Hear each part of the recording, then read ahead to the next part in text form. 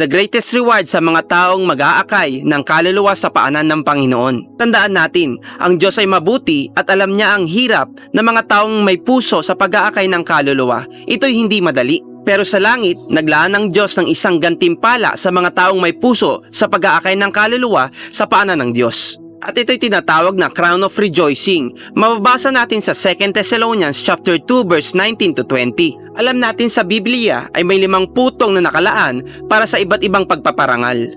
At isa sa binigyan ng pansin ng Panginoon ay ang mga taong masigasig at may puso sa pag-aakay. Dahil ito'y hindi madali, mahirap talaga. Oras ang kailangan, lakas, puso, at matinding pagtsatsaga para sa ganitong ministeryo. Pero sabi nga ng Korinto, our labor is not in vain, sapagkat pinapahalaga ng Diyos ang effort natin sa kanyang utos, lalo na sa pag-iebanghelyo. Dahil isang tao lang ang tumalikod sa kasalanan, laksa-laksa ng anghel ang nagdidiwang sa langit. At ito ang sinasabi ng